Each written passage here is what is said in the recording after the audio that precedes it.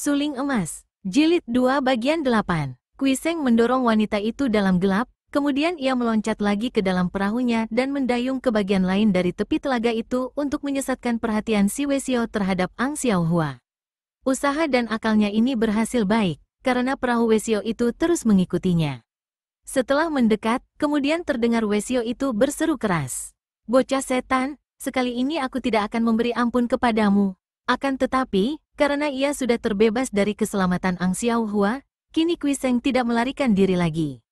Ia berdiri di kepala perahunya, berkipas-kipas diri sambil menanti dekatnya perahu si Wesio. Setelah dekat ia berkata, "Lo Suhu, seorang beribadat seharusnya mengekang nafsu, memupuk kebajikan agar menjadi contoh bagi orang banyak. Mengapa Lo Suhu malah mengejar-ngejar seorang pelacur, hendak merampasnya dengan paksa dan memukul orang mengandalkan kepandaian?" Suara Kuiseng sopan dan halus, akan tetapi di dalamnya mengandung teguran pedas. "Hehehehe, bocah yang masih bau susu ibu, macam engkau ini hendak memberi kuliah kepada Ban Pilocia? Hehehe." Ucapan diselingi tawa ini lalu diikuti bunyi keras seperti petir menyambar-nyambar di atas kepala Kuiseng, dan tampaklah sinar hitam melecut-lecut di udara. Kiranya kakek itu sudah mengeluarkan sebatang cambuk hitam yang bermain-main di atas kepala Kuiseng seperti seekor ular hidup yang ganas. Kuiseng kaget setengah mati mendengar disebutnya nama Ban Pilocia, Dewa Locia berlengan selaksa. Nama ini adalah nama seorang tokoh yang tak pernah atau jarang sekali muncul di dunia Kangou, namun yang terkenal sebagai tokoh yang amat jahat, keji, dan memiliki kesaktian hebat. Kabar tentang tokoh ini yang ia dengar paling akhir adalah bahwa Ban Pilocia menghilang di utara, di daerah Hitan, karena memang ada berita bahwa dia mempunyai darah bangsa Hitan. Bagaimana tokoh ini dapat muncul secara tiba-tiba di tempat ini? Kekagetan dan keheranan hati Kuiseng inilah agaknya yang membuat ia lengah. Ketika ada gulungan sinar hitam menyambar, ia hanya memiringkan tubuhnya dan tahu-tahu pinggangnya sudah terlilit cambuk yang bergerak seperti ular. Ketika Ban Pilocia menggerakkan tangan kanannya, tubuh Kuiseng melayang seperti terbang, terbawa oleh ujung cambuk. Kuiseng terkejut, namun ia dapat menenangkan hati dan mencari akal.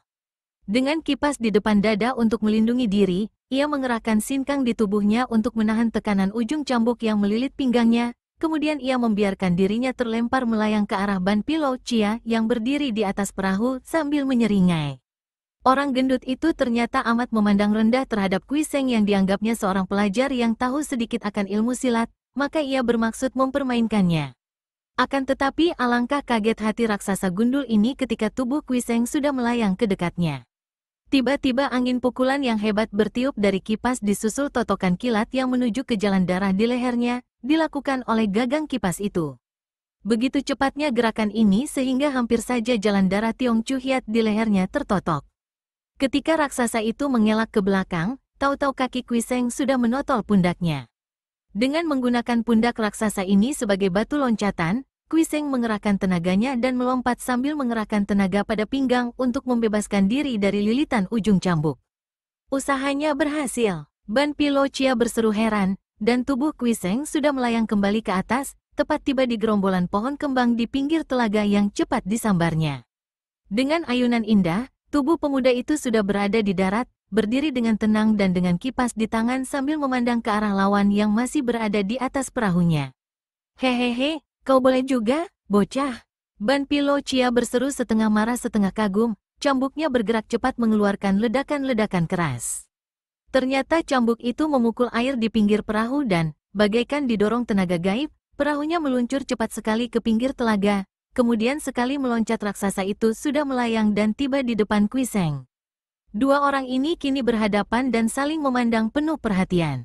Bulan bersinar terang bersih, indah sekali. Akan tetapi di dalam keindahan itu tersembunyi kengerian yang ditimbulkan oleh pandang mata kedua orang yang saling bertentangan ini. Pinggir telaga sudah sunyi, karena mereka yang mendengar tentang Wesio tinggi besar yang mengamuk sudah melarikan diri cepat-cepat. Akan tetapi ada pula beberapa orang yang bersembunyi dan melihat dua orang itu berhadapan dari jauh. "Ban Pilocia, sudah lama sekali aku mendengar namamu, dan ternyata keadaanmu cocok benar dengan namamu," kata Kuiseng yang kini sudah mengeluarkan suling bambu yang tadi ditiupnya. Ia memegang suling itu di tangan kanannya, sedangkan kipasnya ia pegang di tangan kiri. Ia maklum bahwa menghadapi seorang sakti seperti ini ia harus dibantu sulingnya, karena hanya dengan kipas saja kiranya belum tentu ia akan dapat mencapai kemenangan. Heh, kau mengenalku? Dan kau bilang cocok seakan-akan kau telah mengenalku baik-baik. Orang muda lancang, keadaanku yang bagaimana kau sebut cocok dengan namaku? Kau terkenal sebagai tokoh sakti yang aneh, kejam, keji, dan memuja kejahatan mengandalkan kepandaian. Nah, bukankah cocok benar dengan perbuatanmu sekarang? Wah, sombong, bocah bermulut lancang, siapa namamu? Aku Kuiseng, datang tidak menonjolkan nama, pergi tidak meninggalkan nama, hanya suling dan kipas ini yang kubawa. Heh, kata-kata muluk. Kau berlagak sopan dan terpelajar, akan tetapi bukankah kau sendiri juga memperebutkan kembang pelacur telaga ini? Heh, orang muda, tiada bedanya antara engkau dan aku, hanya aku lebih suka secara terbuka dan terang-terangan, sebaliknya engkau suka sembunyi-sembunyi dan berkedok kesopanan. Aku paling jemu melihat segala yang palsu ini, maka kau bersiaplah mampus di tangan Ban Pilocia. Berbareng dengan habisnya ucapan itu, sinar hitam bergulung-gulung ke depan dibarengi ledakan-ledakan seperti petir menyambar kepala. Hebat bukan main kalau Ban Pilocia memainkan cambuknya, cambuk sakti yang terkenal dengan nama Lui Kong Pian, cambuk halilintar.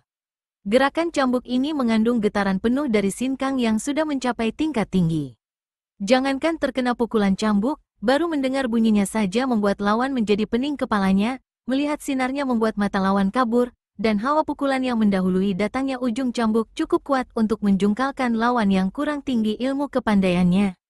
Cambuk ini kelihatannya hanya sebatang benda lemas dan licin, akan tetapi senjata ini jangan dipandang ringan. Bahannya saja terbuat dari sirip dan ekor ular laut hitam yang hanya dapat dilihat belasan tahun sekali di lautan utara, di antara gunung-gunung es. Di tangan Ban Pilocia, cambuk ini benar-benar menjadi halilintar. Bisa lemas melebihi sutera, bisa kaku keras melebihi baja, dan hebatnya, tidak ada sebuah senjata pun di dunia yang mampu membabatnya putus.